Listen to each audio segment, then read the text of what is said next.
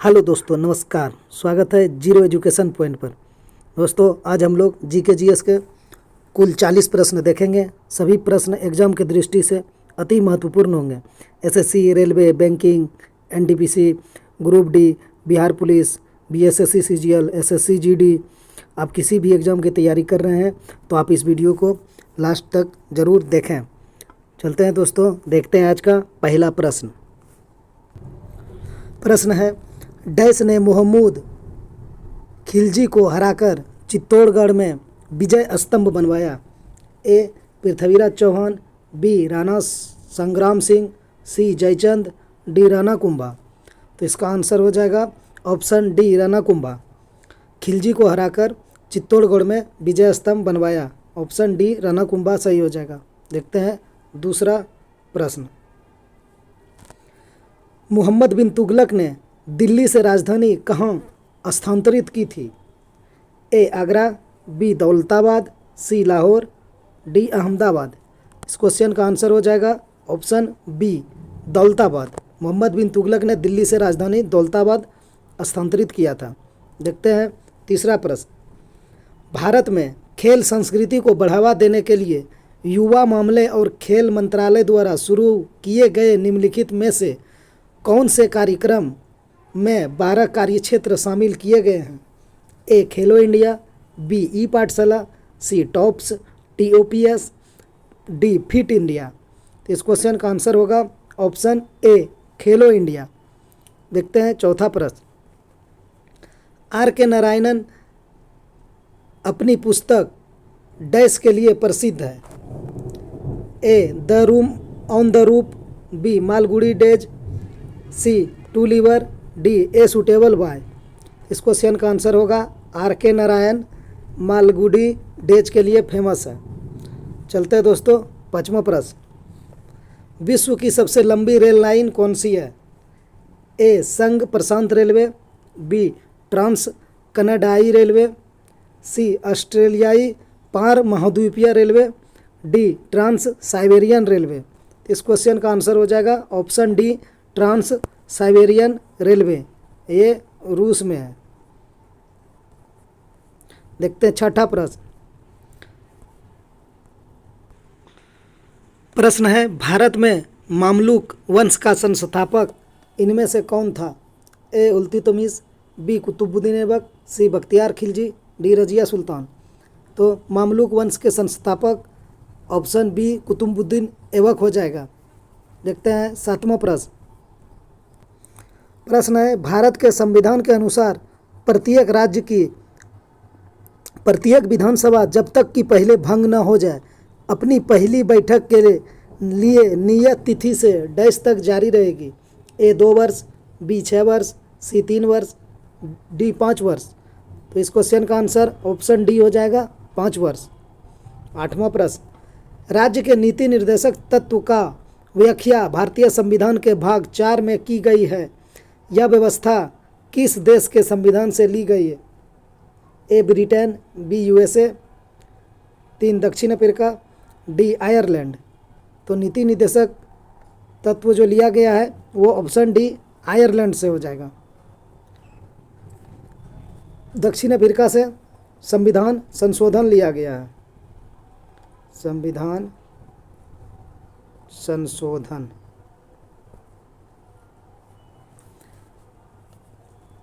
देखते हैं 9वां प्रश्न। निम्नलिखित में से कौन सी रबी फसल है। ए चावल, बी बाजरा, सी गेहूँ, डी ज्वार। इस क्वेश्चन का आंसर होगा ऑप्शन सी गेहूँ। 10वां प्रश्न। 2 या 2 से अधिक देशों के बीच व्यापार का वर्णन करने के लिए निम्नलिखित में से किस शब्द का प्रयोग किया जाता है। ए अंतर्देशीय व्यवहार, बी बाह्य व्यापार, सी अंतर्राष्ट्रीय व्यापार, डी स्थानीय व्यापार। तो इसका आंसर हो जाएगा ऑप्शन सी अंतर्राष्ट्रीय व्यापार। 11वां प्रश्न देखते हैं। प्रश्न है, मई 1998 में पोखरण में भारत द्वारा कितने नियंत्रित नाभिकीय विस्फोट किए गए थे। ए 4, बी 5, सी 1, डी 2। इसका आंसर होगा ऑप्शन बी 5। मई 1998 में पोखरण में भारत द्वारा 5 नियंत्रित नाभिकीय विस्फोट किए गए थे। इस विस्फोट जो हुआ था उसका कोड था स्माइलिंग बुद्धा। देखते हैं 12 प्रश्न है, शांति स्वरूप भटनागर पुरस्कार किस क्षेत्र में प्रदान किया जाता है? ए विज्ञान और प्रौद्योगिकी, बी साहित्य, सी फिल्म, डी समाज सेवा। तो इस क्वेश्चन का आंसर हो जाएगा शांति स्वरूप भटनागर पुरस्कार, ऑप्शन ए विज्ञान एवं प्रौद्योगिकी। अब चलते हैं 13वां प्रश्न की ओर। प्रश्न है, भारत के लिए प्रथम बार राष्ट्रीय आय का आकलन किया गया?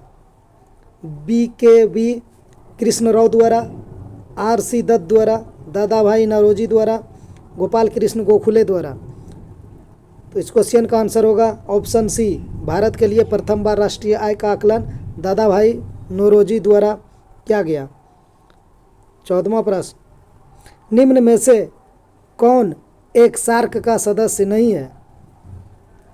Bharat, Maldives, Myanmar, D Bhutan. इस क्वेश्चन का आंसर होगा म्यांमार सार्क का सदस्य नहीं है। देखते हैं 15वां प्रश्न। प्रश्न है, लोकप्रिय पेय कॉफी पौधे के किस हिस्से से प्राप्त किया जाता है? ए जड़, बी फूल, सी पत्ता, डी बीज। इस क्वेश्चन का आंसर हो जाएगा बीज। कॉफ़ी को बीज से प्राप्त किया जाता है, इसको भूनकर पीसा जाता है। देखते हैं 16वां प्रश्न। सन 1784 में बंगाल एशियाटिक सोसाइटी की स्थापना किसने की थी? A lord Macaulay, B lord Cornwallis, C sir William Jones, D Warren Hastings. इस क्वेश्चन का आंसर होगा option C, sir William Jones. 17वां प्रश्न, भारत के राष्ट्रपति के महाभियोग की प्रक्रिया का उल्लेख भारत के संविधान के अनुच्छेद डैश में किया गया है? ए 62, बी 61, सी 60, डी 63। तो महाभियोग की जो प्रक्रिया है उसका उल्लेख ऑप्शन बी सही हो जाएगा, 61 में किया है। और 60 जो आर्टिकल है इसमें शपथ का उल्लेख है राष्ट्रपति का। और 63 जो है आर्टिकल 63 ये उपराष्ट्रपति है, भारत का एक उपराष्ट्रपति होगा, आर्टिकल 63 में लिखा गया है। देखते हैं 18वां प्रश्न,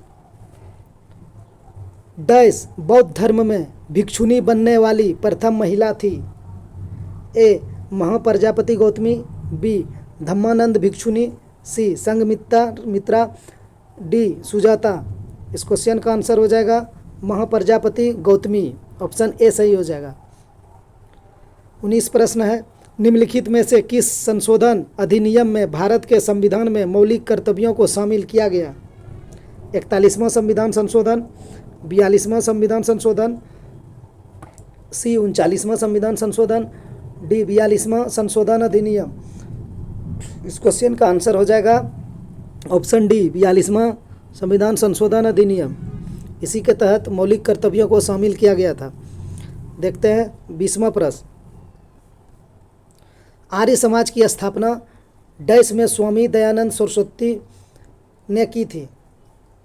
ए 1875, बी 1885, सी 1883, डी 1863।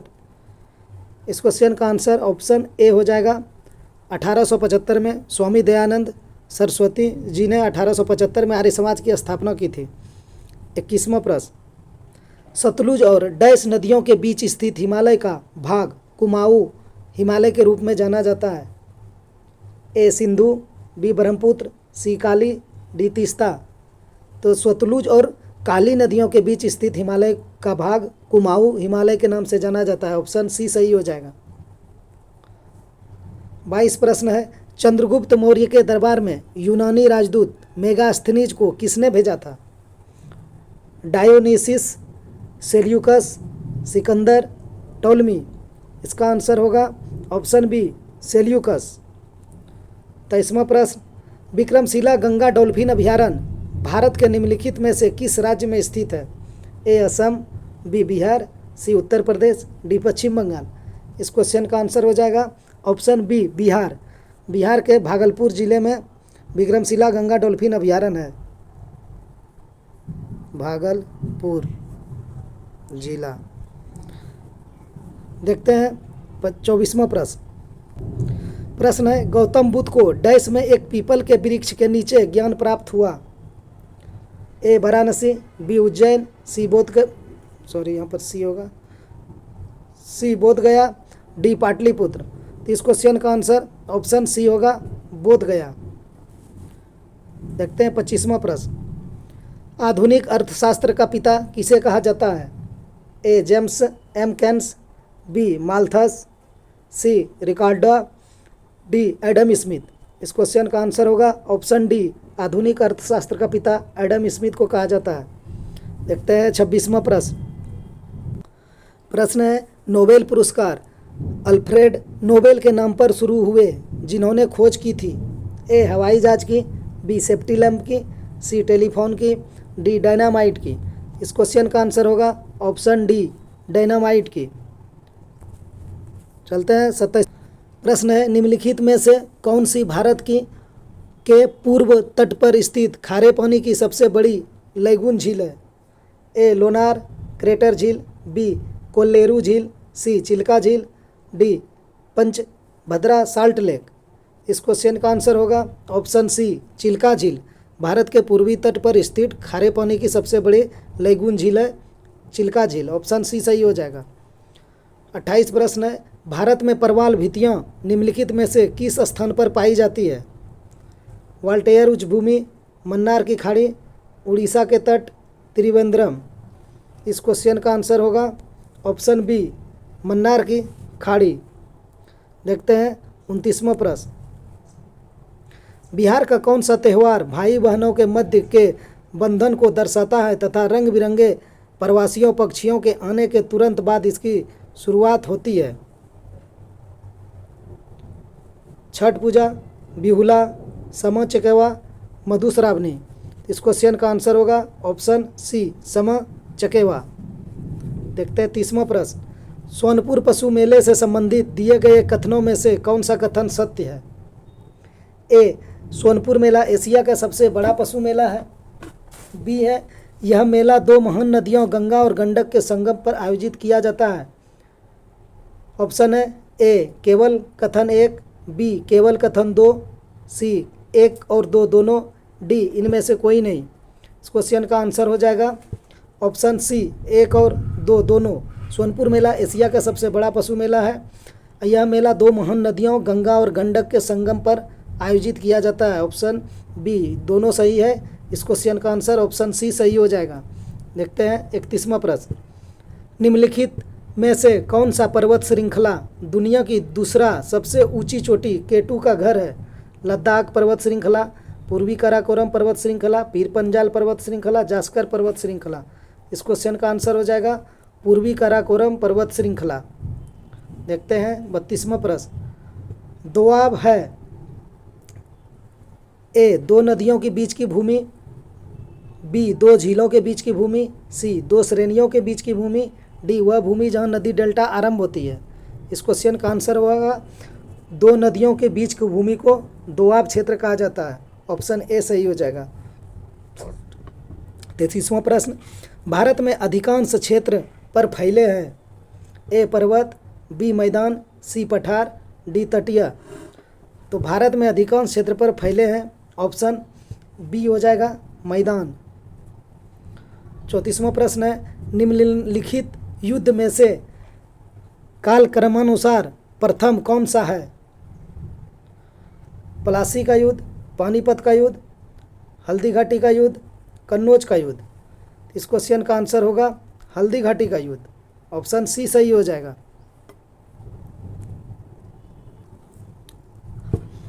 इसका आंसर सी हल्दी घाटी का युद्ध हो जाएगा। हल्दी घाटी का युद्ध 1576 में हुआ था। प्लासी का युद्ध 1757 में। पानीपत का प्रथम युद्ध 1526। कन्नौज का युद्ध 1540। चलते हैं 35वां प्रश्न की ओर। निम्नलिखित में से किस गायक को भारत रत्न की उपाधि नहीं मिली? ए लता मंगेशकर, बी भीमसेन जोशी, सी MS सुब्बुलक्ष्मी, डी आशा भोसले। इसका आंसर हो जाएगा ऑप्शन डी आशा भोसले। 36वां प्रश्न, भारतीय संविधान के किस अनुसूची में भारतीय भाषाओं की सूची दी गई है? ए 5वां, बी 6ठा, सी 7वां, डी 8वां। इस क्वेश्चन का आंसर होगा ऑप्शन डी 8वां। 37वां प्रश्न है, निम्न में से कौन सा अच्छा विद्युत चालक है? ए शुद्ध जल, बी नल का जल, सी समुद्री जल, डी झील का शुद्ध जल। इस क्वेश्चन का आंसर हो जाएगा सी समुद्री जल। देखते हैं 38वां प्रश्न, निम्न में से कौन सी एक गर्म जलधारा है? कनारी, लेब्राडोर, फ्लोरिडा, पॉकलैंड। इस क्वेश्चन का आंसर होगा सी फ्लोरिडा एक गर्म जलधारा है। कैनरी, लेब्राडोर, पॉकलैंड सब ठंडी जलधारा है। देखते हैं 39वां प्रश्न, भारत के किस राज्य में 3 बड़े बंदरगाह हैं? ए महाराष्ट्र, बी केरल, सी गुजरात, डी तमिलनाडु। इस क्वेश्चन का आंसर हो जाएगा डी तमिलनाडु। 40वां प्रश्न, यह आज का लास्ट प्रश्न है। दोस्तों चैनल पर नए जुड़े हैं तो चैनल को सब्सक्राइब कर लीजिए। निम्नलिखित में से कौन सा तत्व समुद्री पानी में बहुतायत से मिलता है? A magnesium chloride, B calcium sulphate, C sodium chloride, D magnesium sulphate. तो समुद्री जल में जो मिलता है सबसे ज़्यादा मात्रा में वो आपका सोडियम क्लोराइड हो जाएगा NaCl, जिसको नमक बोलता है। वीडियो देखने के लिए धन्यवाद। मिलते हैं दोस्तों अगला वीडियो में।